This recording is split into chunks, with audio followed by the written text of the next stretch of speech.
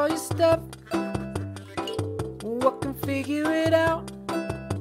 That's how it chooses you. Hello, Teresa. Hey, Claire. Thanks for joining me for this Smidgen edition. You are welcome. It chooses you Smidgen edition. A little bite-sized taste of something awesome. That's right. It's like the sweet petite, a tiny little cheesecake. 2-bite cheesecake. 2-bite cheesecake. Now I want one. Do you know what else I want? I want people to like, subscribe, and rate our podcast. Oh, yeah, so do I. I want that too. That's great. We feel loved when you click things for us. Please do that. Thanks. So I'm going to talk to you today. I'm going to give you a smidgen of something I love dearly and gave you homework about. And as we have discussed previously, we're not surprising each other with hatred. And because you didn't text me and say this was terrible, what the fuck did you make me do? I'm assuming you enjoyed it. And that is the British comedian panel show, Taskmaster. I love this show. It has been on in our house for like 24 hours straight. It's on right now in the other room. I had never seen the show before. I asked you to send me a few episodes to watch. I exceeded the quota you set me. I told you I could watch 3. Yes. You wanted me to watch 5. I've probably watched 8. Nice. So I feel like I'm a novice and you're inducting me into this world of Taskmaster. Mm-hmm. The thing that I didn't expect that it was also really lovely about it is everyone in the house is into it. Yeah, that's good. It was just on and slowly everyone migrated to the couch and just started watching and we laughed. I laughed harder than anything I've laughed at in a while. Yay! It is a ray of sunshine in my life and so are you. And I'm so glad that you brought this into my life. I'm so glad you like it, and I'm so glad that the household likes it. It's very important. It's a group watch kind of show. It really is. I mean, if for no other reason than it's a group of comedians set ridiculous and stupid tasks that they have to perform with a sense of seriousness and dedication. And they're all sort of learning, like getting to know each other as it's going on. And they are separated into teams sometimes. So there's that team element. But really, like you see, it's like camp. It's like watching them be at camp. So it's 5 people who may or may not know one another or know one another only professionally at the start, who by the end are like either legitimately annoyed with each other or have become legitimate friends. It's so much fun. I love that you said camp because there is something. It does bring out the childlike side in everyone because these tasks are so silly. Yeah. I saw various tasks. I saw things like whoever doesn't blink the longest wins. Yeah. They walk into a room and there's a selection of eggs, say 6 eggs in different egg cups. Find the boiled egg, but you can't touch the eggs, though you may destroy 2. However, if you destroy the boiled egg, you lose. Or one of my favorites was make a real life version of a video game. Yeah, it's a good one for sure. So some of the tasks are extremely simple, and some of them are much more complex project-based tasks. Yeah. They are all silly. The other thing I love about it is the rules are so specific that often contestants or participants can find a way around the rules to cheat the rules and win. The search for semantic loopholes in the rules is one of my favorite parts of the show. It brings out a cleverness in them that is so admirable. I love seeing people be clever. That's right. It's like, oh, I have this ridiculous task to do. I'm not allowed to damage I'm only allowed to damage 2 eggs. And he shatters one, but it was just an eggshell. And he's like, I've damaged no eggs. That's just an eggshell. It's not an egg. And I'm like, yes! So there's a little workaround, the clever, like coming in from an angle, lateral thinking kind of thing that I really like. But the camp piece is also about the fact that the authority in this show is the Taskmaster, who's Greg Davis, who is, I love him very dearly. I want to be his friend. And he plays this role of a very stern authoritarian who has presented these tasks completely straight-faced and wants you to do them. That power dynamic exists. Like, authority is over there, and we are all together trying to appeal to authority or trying to thwart authority. This is a very prescient version of how reality works. This show, as a commentary on reality, is saying sometimes there's an authority figure who decides things arbitrarily, despite the fact that there were rules set up in the first place. So sometimes you are just trying to please some old white dude who you don't even know. Yes. That's how the world works. Yes, and the process of figuring out what pleases him is a major subtext of each individual season, is watching this group of people not only be themselves as the comedians they are and with their particular sensibility, but also figure out how they can work that into something that's going to get them points at the end of the task. It's really lovely. So they are in the studio for a good portion of the show. The show is framed by a discussion between Greg Davis. Little Alex Horn is there. He's the creator of the show, and he's sort of the sidekick timer, holder of all the information. I saw an interview and he's like, I have this idea for a show, but I'm a natural beta. Yeah.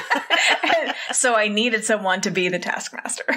So he's there, and then the panel of, is it usually 5 comedians? It's always 5. It's always 5. They're watching the videos and discussing things. So it really gives them this opportunity to be witty and clever and also very silly and stupid as they discuss what happened. It's also really fun to watch Greg Davis say, what the fuck were you thinking there? Yeah. Call them out on whatever happened in the video, whatever stupid shenanigans or antics they got into, right? The baseline is that these are comedians that should be able to think on their feet. And so they're given an opportunity to think on their feet and be filmed doing it. And watching them fail is the best part of the show. Because sometimes it's like, I don't have any ideas for this. Or I thought this one thing was going to work and it absolutely didn't. And I don't know how to pivot and do something else with it. Watching people who are quick, sharp, thinking on their feet kind of people just lose it and not be able to accomplish even very simple thing is also one of my favorite parts of it. I hate American game shows. Yeah. I really do. You're not alone in that. Here's what I hate about it. Game shows in America are either about the audience feeling superior to the contestants or feeling inferior to the contestants. So if you're watching, say, Wheel of Fortune, which the few times I've seen it, I'm like, I'm way smarter than these people. Or any kind of show that's a stunt show where you're like, oh, these are idiots. And they're just people who yell and are excited and their optimism annoys me. And either the joy is in watching them fail and the audience feeling superior, or it's maybe something like a Jeopardy or another kind of quiz show where it's watching someone's intellect way surpass your own. And so then there's the admiration for their intelligence, which is usually just knowing facts, which is not intelligence. How dare you? Them's fighting words. Did I deeply offend you there? Oh, now we're having a fight. This used to be about Taskmaster, but now it's about you and I fighting. You are intelligent, my friend. Although Taskmaster has a bit of a game show structure in some ways, it more accurately projects the fullness of the human experience in the sense that it's what you're saying. Sometimes they're clever. They're very witty. Sometimes they trick the game or they trick Greg or they maybe make a defense of their choices that gets them more points than they'd get anyway. And then also seeing them be just silly and stupid sometimes. And it's just more relatable because we all feel stupid sometimes. We all feel intelligent sometimes. It's just more human to me. It's a little bit more arbitrary and fun and darker, which to me is truer to how life is than watching a bunch of optimistic people fail, which is sort of the American dream. Ouch. 2 hands up, goal! That took me places I didn't expect, Teresa. I like it. It was really good. There's definitely a camaraderie in attempting something stupid seriously. I think the thing you're pointing out is that so much of our existence day to day is being required to take stupid things very seriously and all the sort of feelings and frustration that come with that. And then they're in an environment that's very structured and the stupid task is funny and, they get to play with it a little bit in a way that most of us don't get to play with the stupid things we're required to take seriously. It's another reason I like it for sure. So the 3 episodes I sent you were from season 7. Season 7, the reason I chose those 3, I chose episodes 7, 9, and 10. And because you gave me a limit of 3, I was like, okay, how do I encapsulate what this is in 3 episodes Because as I'm sure you've realized watching more than those three, there is a narrative arc to each season based on who's in it. It's kind of an extended improv in a lot of ways. The arc that I showed you, it showed you three of my favorite things about Taskmaster any season. The first is how Carrie Godleman accomplishes tasks. Bosh. Get in, do the task, get it done. Love that. By the way, my hair inspired by Carrie Godleman today. Very nice braids. Yes, looks beautiful. The second thing in those 3 episodes is you get to see Rod, who has been friends with Greg for a very long time, just fucking needle the hell out of him. And then at the end, take a photo of Greg's mom in the bath wearing a fez. So their task was to take a picture of themselves in the fez in an unusual situation. And Greg was going to decide who did the best job of that. Rod didn't get any points for that because he had a picture of Greg's mother in the bath with the fez on. So technically it wasn't him. There was a better opportunity there, which would be for him to be in the bath with his mother, sort of hunkered down with the fez on, looking at the camera, winking. That would have been what to do. However, Greg may have beat the shit out of him if he did that. I'm not sure when they film all of the parts of the show. Like, I don't know the timeline of their production, right? So I have no idea. And so it could be that the order that the episodes went in was not necessarily the order Rod thought they were going to go in for this escalating joke that he's doing throughout the whole season, right? But also, they've been friends for a long time, and he's really been just hammering. It's showing a horrible picture of Greg Davis on every single prize task for the entire season. So yes, I wondered about that too. And I was like, is it because Rod knew that he was close to physical violence? He didn't want to push him over the edge. Right. But the third thing of those 3 episodes, so we get to see Carrie Godleman, we get to see Rod and Greg Davis's friendship, but we also get to see James Acaster so furious about trying to be on a team with Rod and Phil Wang, who's very funny. And Rod just not giving a fuck about it and just really just fucking the whole task up, not giving a shit. And we get to see how angry James Acaster gets because, as you may have seen watching other episodes, he's a fan of the show. He's watched every episode. He really loves it. And so when he was on it, he was taking it very seriously. And to have Rod just like fuck off like that made him so angry. And it made him angry in the live studio show. They're filming this with a live audience, and he's absolutely fucking furious and is like ranting. It was one of my favorite moments. Watching James Acaster be angry is one of my biggest delights in life now, thanks to you. There was one task where it was set in the forest. They had to build a tower of boxes, basically. He was pissed just moving through the forest. He's like, there's fucking brambles over there. There's stinging nettle. I don't know what you guys are thinking. This is bullshit. And he hadn't even gotten to the task yet. So those are the 3 things that I really wanted you to see in those. But then also, Jessica Knappett falling off the stage as she's required to do the 9-second walk up to the drum. Okay. The thing that I love about that is I found out later she was fully pregnant when that happened. And so when she falls off the stage and you hear Greg Davis go shit and run up to her, that's why. There were real fears because she was pregnant. And she's fine. Everybody, she's fine. And she even said she stood up and she's like, I am fine. Super embarrassed and climbed back up on the stage and hit the drum. And all the other contestants were wearing blindfolds. And when she went to sit down, James Acaster said, please tell me you fell off the stage.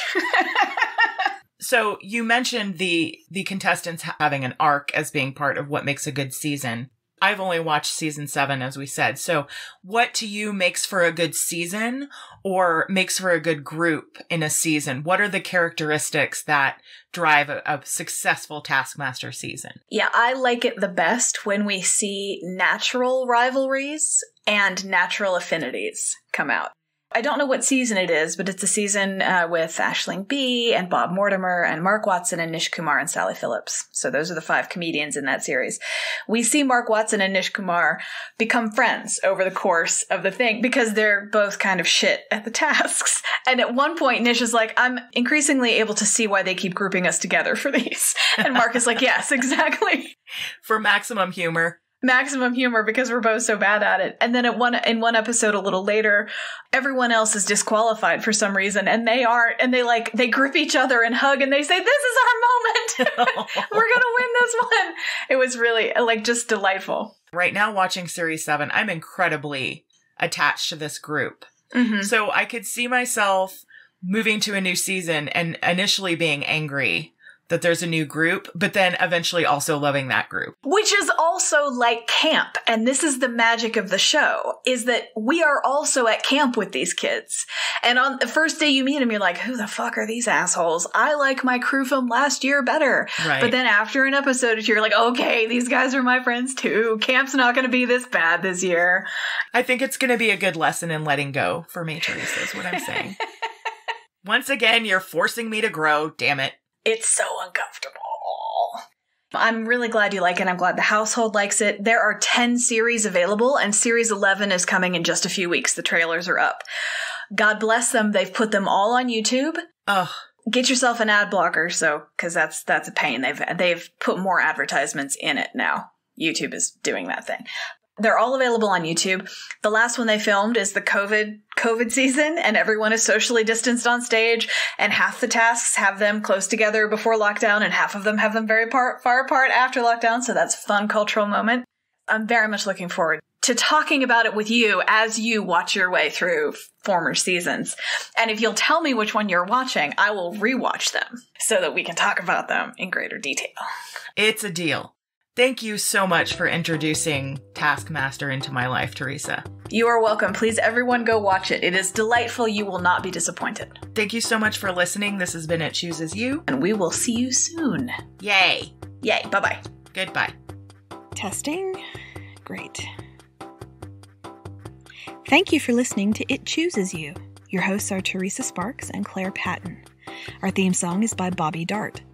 If you'd like to get in touch with us, drop us an email at itchoosesyoupodcast@gmail.com.